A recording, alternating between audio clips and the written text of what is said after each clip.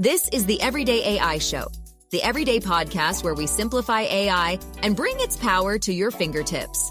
Listen daily for practical advice to boost your career, business, and everyday life. I use generative AI at least 100 times a day. I mean, it's 7:30 a.m. my local time, and I've already used it at least 50 times today. And some ways that I use generative AI are very complex, and some ways are extremely easy.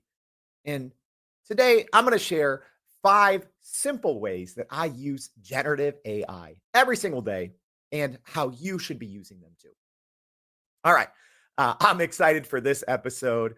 What's going on, y'all? My name is Jordan Wilson. I'm the host of Everyday AI, and Everyday AI is for you. It's your daily live stream, podcast, and free daily newsletter, helping everyday people like you and me not just learn generative AI, but how we can all actually use it. Yeah, and we're going to be talking about 5 simple ways to actually use it today. And thank you all for the feedback. This is something that we hear from people who read our newsletter, from our live stream listeners, from our podcast audience. Something we hear all the time is, hey, Jordan, learning a lot. This is great.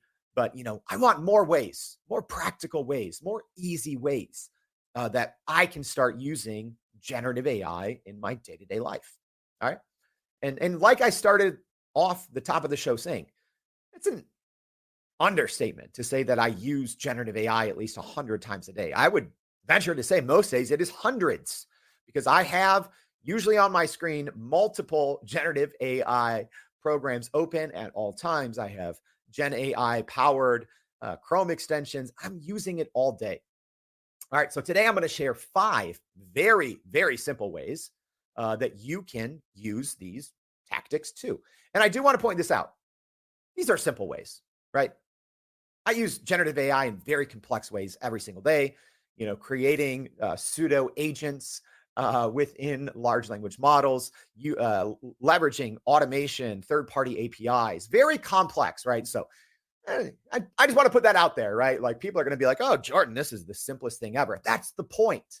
That's the point. So whether you are, a Gen AI expert or you are brand new and have never used it, I hope today's show gives you value. But the thing that I really wanted to start with is, if you're a knowledge worker, you need to rethink how you work.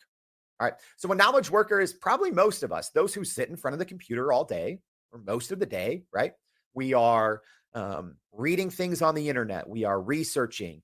We are creating on the internet, documents, presentations, sales call, analyzing data, designing, right? So if you spend the majority of your workday in front of a computer, you are a knowledge worker. You are being paid for your expertise in being able to take knowledge that you have read, you have learned, you have created previously, and applying it to new opportunities. That is what a knowledge worker is. That is what so many of us here in the US and so many people in our audience are doing, right? So you need to rethink how you work, which I know sounds weird, but if you really want to survive and thrive in the age of AI, you need to drop good habits, right? We always think about, growing our company, growing our careers. You need to drop bad habits, but this is the opposite. And I know this is going to sound weird, but I want us first, before we get into these simple, tips to use generative AI, you really have to change the way you think. You have to drop good habits that have maybe led to your company or career growth. Because what we do as a knowledge worker, maybe the reason that you've been promoted multiple times over the decades may not matter anymore, right? Your expertise, your ability to recall knowledge from, a very successful career may not matter in the same way anymore, or it may not matter as much because of our use of large language models, right? So one other thing here that I need to start bringing up on this show more. There's a very famous McKinsey digital report talking about the impact of generative AI. And I just want to talk about one specific thing in the report. All right. And I'm going to read this out loud, and we'll link to it in our newsletter. So if you're not already signed up for our newsletter, make sure to go to youreverydayai.com. So this part says current generative AI and other technologies have the potential to automate work activities that absorb 60 to 70% of employees' time today. And then they're talking about, in contrast, we previously estimated that technology has the potential to automate half of the time. All right. So previously, McKinsey had a study that said 50%. Now they say 60 to 70% of our time can be automated through generative AI. And I'm telling you right now, this study is very wrong. Right. Obviously, it's from June, so I'm not, harping too hard here on McKinsey. But I would venture to say easily 90%. Not exaggerating, y'all. I've been very lucky enough to talk to some of the smartest minds in AI across the globe, from the biggest companies in the world, NVIDIA, Microsoft, IBM, AWS, right? I'm lucky enough to get to talk to these people. I can see where we are heading. Very easy to say that 90% of the manual task, this manual knowledge work that we do in front of a computer, is going to be automated via generative AI. So you need to learn how to implement and change the way that you work. Enough wind up. Let's talk about the 5 simple ways. All right. You guys ready? Hey, for our live stream audience, let me know. Let me know. Tara's said this is the new norming. I like that. Let me know. You guys ready? I'm ready for this one. And like you all have asked previously, like, hey, let me know behind the scenes of how you do this every day, right? People ask, how do you do a daily podcast, newsletter, live stream? How do you do this every single day? Well, here's some of the behind the scenes, some of the ways, and this is just the simplest ways that we use generative AI here at Everyday AI. All right. And I'm going to try to do a lot of these things here live. All right. So please bear with me a little bit, because I'm going to be sharing my screen. Sometimes this goes well, sometimes it doesn't. So let's see. So number 1, all right, reading through AI news headlines. This is the way we use it with ChatGPT. All right. So let's go ahead. I'm going to give you all, hopefully this works here.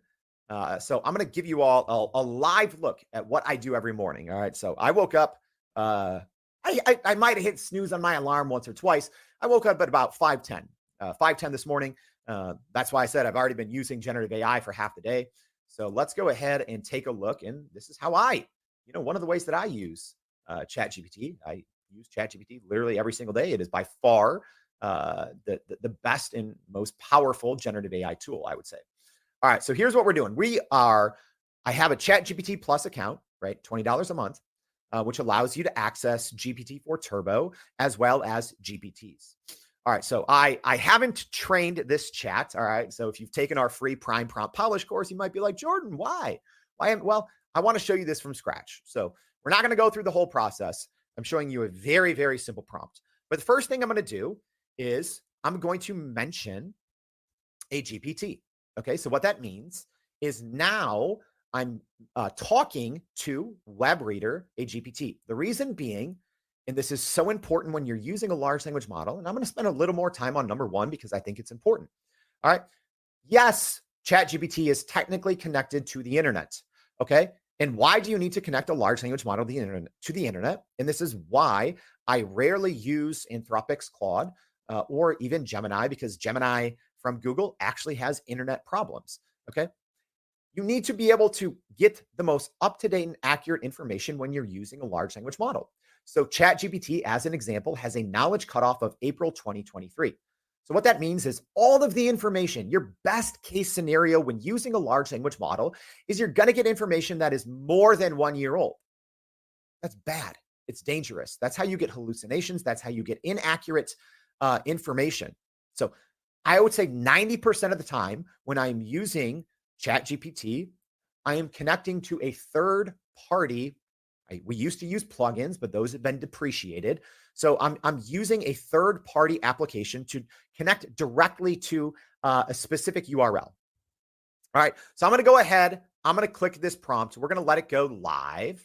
All right. Hopefully, let me know live stream audience. Let me know if you can read this. I'm going to try to zoom in a little bit. Hopefully this works fine. All right. So I'm going to go ahead and show you kind of exactly what I'm doing here. I'm not going to read this whole thing because it's kind of long, but I'm zoomed in a little bit. So I'm essentially saying, please summarize this web page in a witty voice. All right, let me show you the web page and why I'm specifically using this. Okay, I have to read so much AI news every single day to keep up in conversations, to know what matters for you all, right? So this is the URL that I shared. All this is it is a Google News search for AI. Okay, and you'll see here, if I scroll through, there's probably about 50 news articles, right? So what I'm doing in this prompt is this is the URL I shared at the very bottom. So essentially, I'm asking the GPT web reader to visit this exact URL that contains, this link updates itself every day according to the most timely and relevant AI news. Okay, so then and I'm not gonna read this whole thing, but I'm essentially telling it who our audience is, right? Business leaders in the US who are trying to learn and leverage generative AI. And I'm telling them what our audience cares about. Okay. I give an example of exactly how it should be summarizing all of these different, 50. And I'm just asking it for 12 different recaps. Okay. So normally most days I'll do this with a Google AI News search link. I'll do it with a Bing AI News search link. So I get a nice variety, and I will read, at least 30 of these quick little news summaries every single day. All right. Because for a couple of reasons, I host a live stream, y'all, every single day for almost a year now. It's not easy, right? And when people have questions, I like to have answers. I like to keep up. I like to stay ahead. All right. So now if we're looking at our results here, and if you are listening on the podcast, this is one of those, you might want to check the show notes and come back and watch the live stream so you can see it, but I'm going to do my best to describe it. Okay. So now it's the results here. Let's see if it actually does 12. Probably not. Sometimes it caps out. All right. It actually gave me 12 recaps. Each recap is about 4 to 5 sentences long. So it didn't get it exactly right. That's okay. This is actually a somewhat complex prompt. So now what I can do to start my day, I do this, I get my coffee, I'm waking up, right? And I'm reading it. So this is why I do it this way and why you should too. I'm giving it information, right? And so it is doing so much of the work that I would have to be doing manually, okay? Because it is putting all of this into perspective for our audience or for me, as well as I gave it instructions on exactly how to write this, right? I said, act like you're a TMZ reporter, write it in a witty and engaging way that gives context to our readers who are US business leaders, right? And talking about specifically how it can grow their companies and grow their careers. So for each and every one of these 12 recaps, it's already done a lot of thinking for me. It's already pulled out the important information and spit back what I actually care about. All right. So that is number one. All right. So let's jump back in.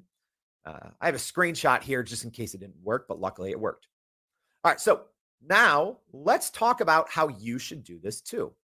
And Jay, thanks for joining us live. I don't know if ChatGPT watches TMZ, right? Maybe. But obviously, TMZ is a very popular show. It's in, the 1.8 trillion parameter large language model that is GPT-4 Turbo. So that should be reflected in the response. So here's how you should do this. Obviously, you don't need to do this for AI news. But what you should do is you should steal this method to learn daily about your career or company path. All right. So as an example, let's say that you are in real estate. I'm pretty sure, Tara here who joins the show almost every day. I'm pretty sure Tara's in real estate, right? So as an example, maybe you spend 15, 20, 30 minutes a day. Actually, I'd love to hear how many minutes a day or how many hours a week do you all spend to keep up with industry news, to keep up with industry insights, to stay abreast to what's going on. Like I said, I probably spend way more time than the average person, but let's say you're in real estate and you always want to know what's going on, what's the latest. All right. So what you should do is whatever that query is in Google, real estate news, or maybe you're in fintech, or whatever it is, you tweak that Google result, that Google News search or whatever it is. Maybe you want to do it once a week, so you can change the time frame to the last 7 days, and that'll change the URL. And then you put that in and you put it into ChatGPT, and you do just like I did. You give it context. Here's who I am. Here's what I care about when I read the news, right? Here's an example. It should be written in this format, right? And right away, you are instantly saving so much time. Not only are you saving so much time, less brain power, right? You don't have to read all these stories and think, how are these tied to my company, my career, my profession? You tell ChatGPT that up front. You give it an example of how a news story that appears in these results should be written or should be reframed for you. Y'all, when we think about changing how knowledge workers work, this is top of the line. Yes, it's low hanging fruit. Yes, this isn't, we're not tapping into automation and APIs and, JSON and like doing all these advanced things. This is simple. But the thing with generative AI is winning back your time and also being more effective with your current time. All right. That's an important thing. Let's go on to number 2. All right. Summarizing web pages into scripts. All right. So this is exactly what I do every single day. All right. So full disclosure, I always read. I always read every single article that I end up talking about on our news, right? Because I want to make sure that I truly understand it. In most of these articles, and I'll tell you this, right? So I'm sharing this now on my screen. Give me a second here. There we go. So, here is the article I read this morning from Reuters about Google plans to charge for AI-powered search engine. Okay, so I read this, but if you see my screen, this is pretty terrible, right? Because of AI search, things like Google's SGE, Search Generative Experience, things like Perplexity. Now ChatGPT from OpenAI is creating more sources, so they face less lawsuits, right? But web pages are getting harder and harder to read. Look at all of these ads. My gosh, so many ads. It's so hard to read these pages. Anyways, so I go through and read the pages, all right, to make sure I understand, and it's hard sometimes. So then I use a Chrome extension here called Voila. So I'm not sure, and please let me know, live stream audience. Hopefully you can see this. I never know if you can see Chrome extensions when I'm sharing my screen. Hopefully I can. So this is a Chrome extension called Voila. Okay. So what this does is it's powered by GPT. There's a lot of other features. I've probably covered this once or twice before. All right. Also, you can choose your model. You can choose to have it also connect to the internet. Okay. The thing that I like about this is you can have pre-built prompts. Okay. So similarly to what I did inside of ChatGPT, you can save a prompt and have it reflect your current page. All right. So here's what I'm doing. So I just clicked one of my pre-saved prompts. All right. So now sometimes I will write these bullet points myself, right? Sometimes, if I'm being honest, if I'm running out of time, like I was this morning, because I put a ton of work into today's show, I might copy and paste this. And as I'm reading the news, I might reference this. Sometimes I write it myself just with quick bullet points. Sometimes I'll do half and half. Sometimes I'll use this, 80%. All right. But now what just happened? And hopefully you can see it on my screen here. It's kind of broken this down, this long article that I read, but man, by the time I read this with how many ads there's pop-ups, I'm Xing out of them. It's hard to pull this information, right? So there we go. That is number 2. Thanks for letting me know, Jay, that yes, you can see it. Monica, I agree. This is incredibly helpful. All right. So that is our number 2. All right. Let's jump back. Oh, well, here's how you should use it. All right. So you should save time and eye strain by training a web page summarizer based on your context and needs. Okay. You can use the Voila, app. There's plenty. If I'm being honest, there's probably at least 50 Chrome extensions that do this exact same thing. I use Voila. I like it. I've tried a lot of different ones. For my purposes, this works. What I really like is I can share these with my team. I can, tweak them. I can create 50 different ones. I can have a library of prompts depending on what I'm working on. But you should be doing this too. All right. So think, and let me also put this out there.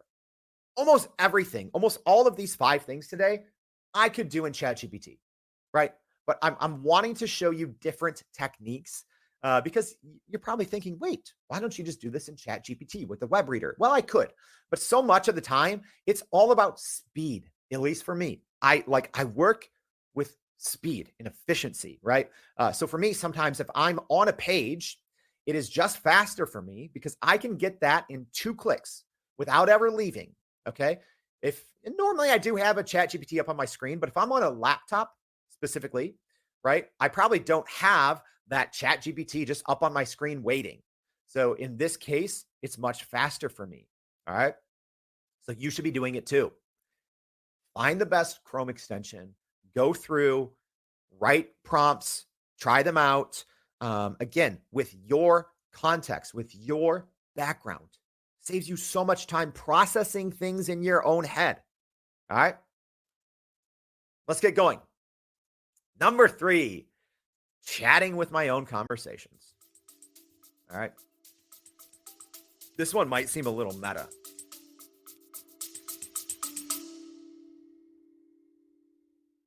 Are you still running in circles trying to figure out how to actually grow your business with AI? Maybe your company has been tinkering with large language models for a year or more, but can't really get traction to find ROI on Gen AI. Hey, this is Jordan Wilson, host of this very podcast. Companies like Adobe, Microsoft, and NVIDIA have partnered with us because they trust our expertise in educating the masses around generative AI to get ahead. And some of the most innovative companies in the country hire us to help with their AI strategy and to train hundreds of their employees on how to use Gen AI. So whether you're looking for ChatGPT training for thousands or just need help building your front-end AI strategy, you can partner with us too, just like some of the biggest companies in the world do. Go to youreverydayai.com/partner to get in contact with our team, or you can just click on the partner section of our website. We'll help you stop running in those AI circles and help get your team ahead and build a straight path to ROI on Gen AI. It's I don't know if it's weird or cool. I'm pretty sure it's awesome. All right.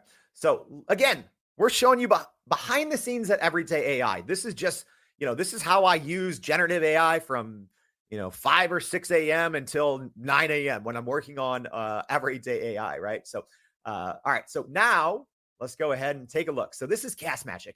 And we actually had the CEO of CastMagic on the show before.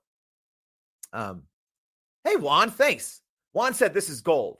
You know what, Juan, this show is partially because of you, right?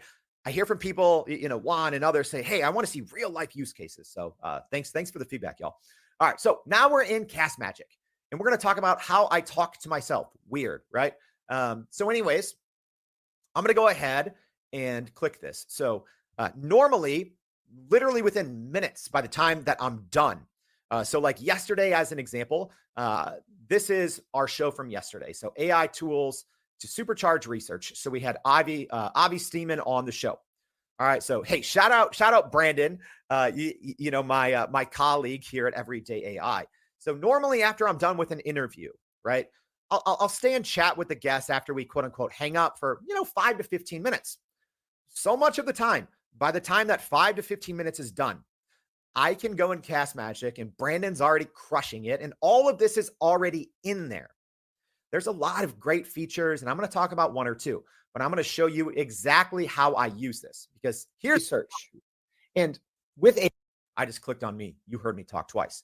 Here's the reality. And let me even tell you this, how my day went yesterday. All right. So I hung up with Avi.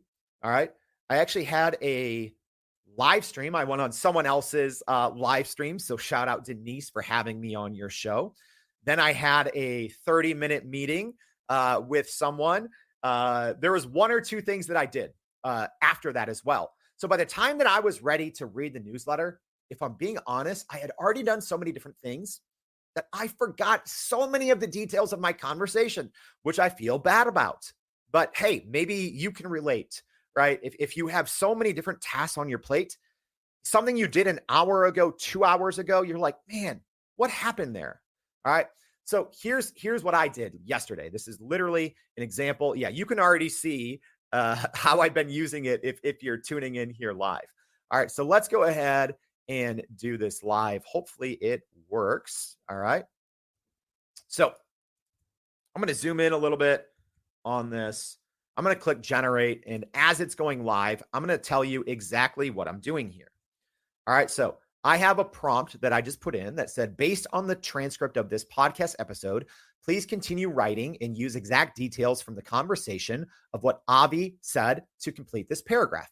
So essentially what I'm doing is this program, CastMagic, we upload the audio file of our podcast.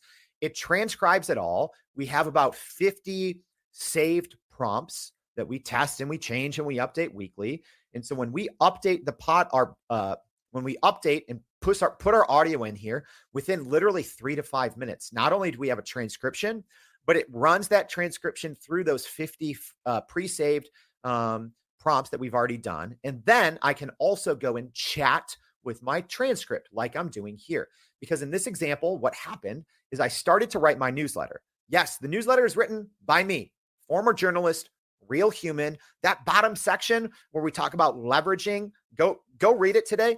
It's written by me, not AI. But I forget so many things, so many specific details of the conversation. Because when I'm interviewing someone, sometimes I'm also taking my own notes. Sometimes I'm putting up comments, on the screen, like this, like this. And then I forget things, right? So now I'm going back and I'm talking to my to my chat, right? So I essentially started writing. Okay. So here's what I wrote yesterday in the newsletter.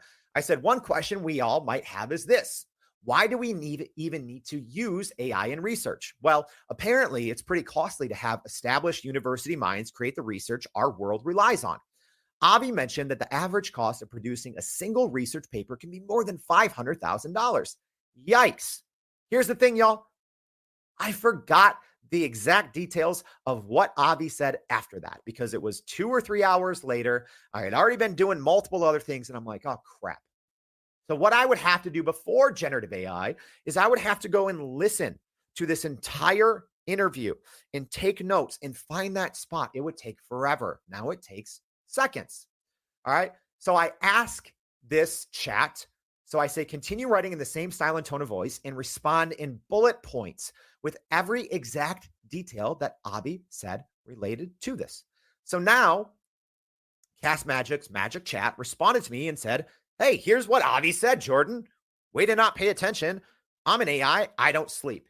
Here's what you missed. And he said, oh, Avi explained that these high costs, we must get our money's worth by allowing these university minds to focus, whatever. Like you all can read this, but it's going in and it's giving the exact details of what Avi said for that point that I'm writing about. That I'm like, oh man, this was a great 34-minute conversation we had. I forgot the exact details. CastMagic, help me remember. All right. So let's get back into it. Hey, I'm curious. Could any of you use that? Because I'm going to tell you how you should use it. All right. Hey, we got a shout out to the St. Louis Post-Dispatch, one of my old newspapers that I wrote out. What's up, Bob? All right. So here's what you should do in CastMagic or a program like it. You can also, again, do this in ChatGPT. You can train a custom GPT to do this. Take your transcript of your meeting, of your live stream, your webinar, whatever it is. In CastMagic, you can build all these prompts. So here's what I would do, and we've talked about this on the show before. We spend so much of our time on meetings. For the most part, people record meetings, or you use a meeting assistant. We use MeetGeek. We're also trying out Zoom's, new AI companion, which, we had Zoom's chief product officer on the show last week. That was a pretty cool interview. So we use multiple AI tools whenever we have meetings, but you can take the transcript of that meeting. You can build, custom prompts within CastMagic. You can say, hey, give me a recap, give me, follow-ups for each and every person on this call, right? Because in transcripts, you generally have to label the people. And then it says, oh, here's what you said. Here's what Brandon said. Here's what Sarah said. And then you can build a prompt and say, hey, give me the follow-up for each and every person. Write me an email response for Brandon with his follow-ups. Write me an email response for Sarah with her follow-ups. Tell me what I need to update in my project manager. Give me details of what I should do with my CRM, right? Whatever it is that you normally do before or after a meeting, whatever it is, you can use a tool like CastMagic, upload your transcript, and it can all be done for you, right? Obviously, the tools that we use day to day are getting better. As an example, Zoom's AI Companion is getting better at this. But at least right now, you can't have those kind of prepackaged prompts. Microsoft Teams, great at this, right? And if you're using Microsoft 365 Copilot, that really helps. You have to have the enterprise version for it to work with Teams. You can't do that on the $20 a month Pro version, but if you have the enterprise version of Microsoft 365 Teams, a lot of this work can be done for you. But if you aren't doing this already, why? All right, so this is what I want you to start doing, whether it's your own meetings or you can do something else. Maybe, there's a YouTube video that you like to, watch once a week and it's long, but you like to learn from it, right? Do this. Build a custom prompt in CastMagic or in ChatGPT that is specific to that and is specific to you and how you learn. Spend a little of time up front. You're going to save yourself so much time. I do this sometimes when I watch long YouTube videos, right? I will do something like this before I will read it, and then I will watch the video, usually at 2x.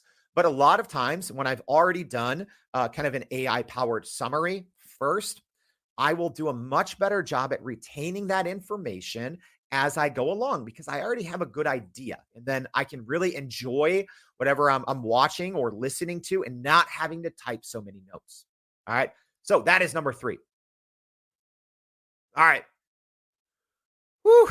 Y'all, I gotta take a sip here. Yeah, what Monica said. This would be amazing for long webinars, meetings, town halls. Absolutely. Absolutely. Harvey Castro says, thanks for this episode. Hey, is anyone else finding this valuable? If you're listening on the podcast, let me know. But if you're listening on the podcast, also make sure to check out today's show notes. We're going to link to the live stream. There was so many good things I wanted to include, right? But unfortunately, I made the title of like 5 things, but there is a lot more. So if you repost this on LinkedIn, all right? So, hey, if you're watching now, if you're listening, if you're finding value, like I said, I say this almost every day. Some episodes take 5, 10, 15 hours of prep work. And we do this every day. That's a lot of time. If you're finding this valuable, please take 5, 10, 15 seconds to click that repost. Share this with your network. You're helping them. I'm not selling anything. Help your network, click repost. If you repost this, send me a DM. I'm going to send you a short video with 3 bonus ways to use generative AI every single day. Simple ways. So if these are helpful, and I got 2 more, click that repost, please. If you're listening on the podcast, click that link to our live stream and repost this. Let me know you did, and I will send you a video with 3 bonus tips. Hey, Jay already said he's reposting. Thanks. Cecilia said this is fabulous. All right, let's keep it going then. All right, number 4. Y'all, I have a confession to make. I use Microsoft Edge, and I like it. That might not mean anything to you, but I've been helplessly addicted to Chrome for more than a decade. I like Microsoft Edge. Here's a couple things to know. It's based on Chromium. So what that means is if you use Microsoft Edge, the new-ish browser from Microsoft, it is based on Chrome. So all your, I'd say like 95% of my Chrome extensions, and I am not exaggerating when I say this, I currently have hundreds of Chrome extensions installed. About 95% of them work on Edge because it's based on Chromium. So your bookmarks, your passwords, your Chrome extensions will all work. So I like Edge. All right. So One great thing about Edge is it has Copilot built in and it's free. All right. So I like to use Edge PDF summaries for fast facts. All right. So let me go ahead. I'm going to have to share a different screen here. So y'all give me 1 second because I gotta find my my Edge browser here. Let's see. Where's my Edge browser? There we go. Bam. All right. Let's see if this works. So now I have my Edge browser up. So I'm in Microsoft Edge. And a lot of people don't know this. So in the upper right-hand corner, and I really encourage you to give Edge a try. You'll see here at the top, here's all my or some of my Chrome extensions that I have enabled, right? I actually have so many Chrome extensions that I have a Chrome extension that allows me, you guys, I wasn't exaggerating. There's hundreds of Chrome extensions here. So many that I have a Chrome extension that helps me manage Chrome extensions. Anyways, in the upper right-hand corner, you have this little Copilot ribbon, okay?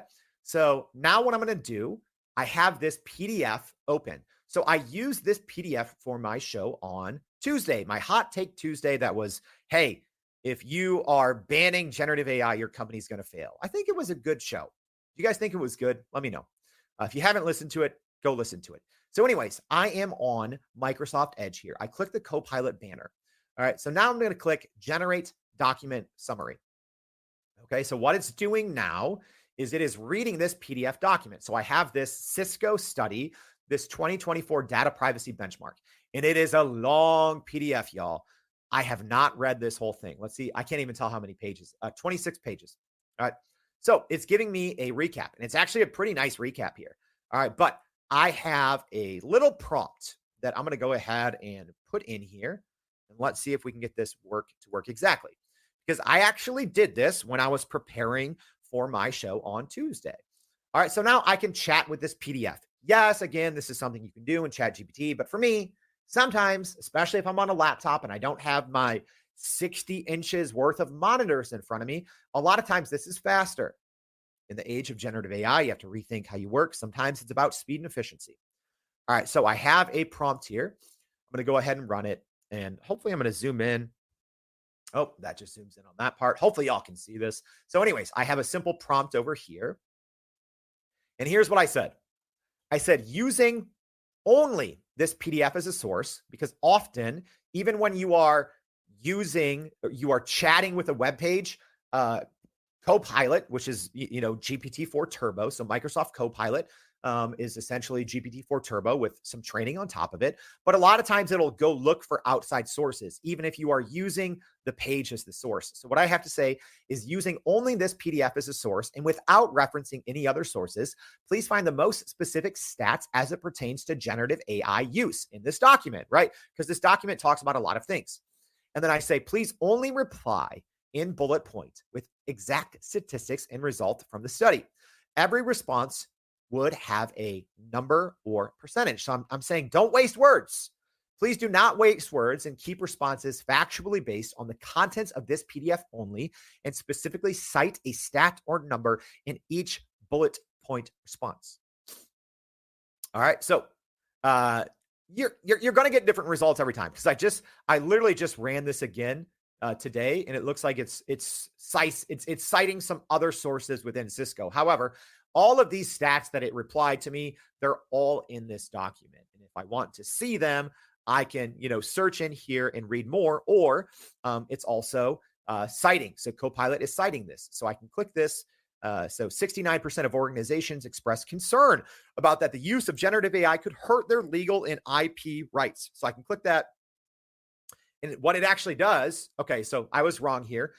It's actually only pulling things from this document. It has these footnotes. So I thought it was linking to external links on the Cisco website, but it's actually just it's a footnote. It's a jump link, which is actually really nice. So I can click any of these cited things, and it's taking me to that exact part in this very long PDF, right? So I'm clicking this stat, it takes me there. I'm clicking this 69% of organizations express concern.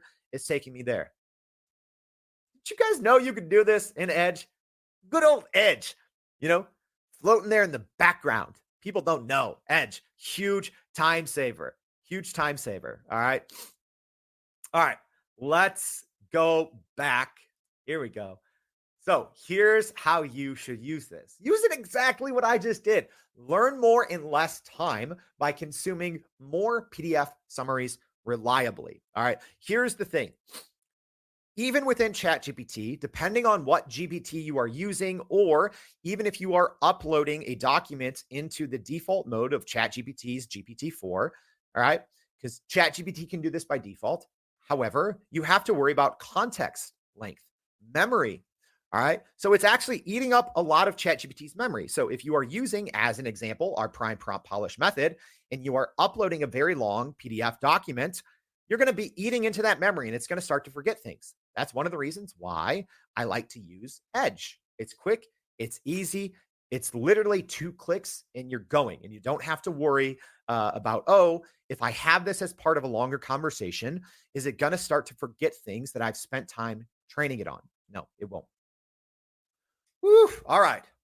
Hey, Juan says it's a gem. Thanks, Juan. Juan's asking, where do you keep your prompts that you most commonly use? Good question, Juan. I don't use prompts. Weird, right? Some days I spend 8 to 10 hours in large language models, depending on the day. I don't use prepackaged prompts for the most part, right? Like, as an example, the one that I showed you all to begin with, the AI news summary, for that one, I just use the exact same prompt. So that chat that I have within ChatGPT, my version I use, I showed you guys how to do it from scratch. My version that I use and that our team uses has been trained, right? But we only use that chat for that exact purpose. And we reuse that prompt, once or twice a day. So for that one, technically I am reusing that prompt. But if you use ChatGPT correctly, which is you train one in each new chat for only one specific skill set, for that one, after I've trained it, that's the hard work. All I have to do then is just copy and paste that prompt. That's right there. So it doesn't get lost. So if you organize your ChatGPT or other accounts in the right way, if you train it, if you go through prompt polish, shout out if you took our updated class. We have another one coming today, our refined Q method of priming. All you got to do is just copy and paste that prompt if it's something that you've reused daily. But for the most part, if you use ChatGPT or other large language models correctly, you're not using the same chat for 50 different things. You're training one chat on one specific skill set. And then by the time you go in there, you don't have to have a prompt library. The other way, Juan, that you asked, when I showed you guys Voila as an example, that one, you do save prompts because it works in a little different way. And then you can save by folders, or, you can star prompts to be your favorites. So that way they always show up when you're on a certain website. All right.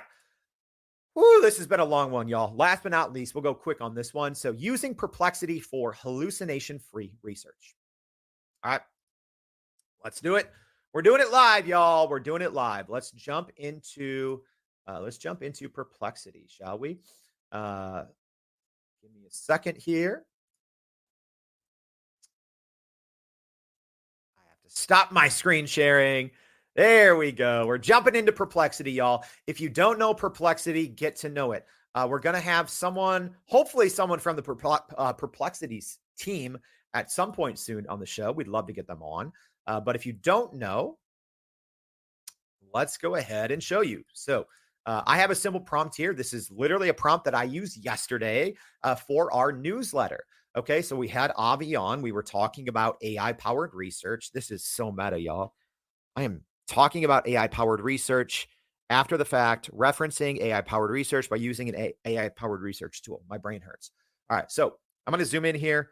Hopefully everyone can see this okay on the live stream. Again, if you're on the podcast, make sure to check out your show notes and come back and watch this. So all I'm doing, so in our newsletter, we always share a resource. So at the bottom, written by me, this saves me a lot of time researching. Okay, so we have usually 3 takeaways from our show, and then it says, try this. And usually it's another resource. Maybe it's a tool, maybe it's a study, maybe it's a recent news article, etc. So I find a lot of them this way.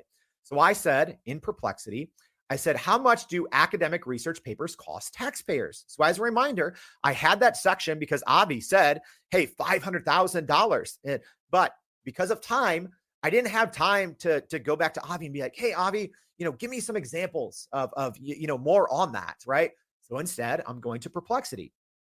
All right, so here's what Perplexity is and what it does. So my little prompt I ran, very simple. I said, how much do academic research papers cost taxpayers? Please give me a variety of exact estimates, specifically mentioning the year each estimate was created. Okay, so now here's what Perplexity does. It goes through extremely quickly, and it's essentially reading. So it says 20 sources. For the most part, this is the default if you're using Perplexity. Perplexity is free to use, and you get 5 of these kind of more powerful Copilot searches, I believe, every 3 hours. Okay. Or if you pay $20 a month, you get like unlimited. Okay. So now what I'm doing here is here's the 20 different sources. Think of how much time this saved me, right?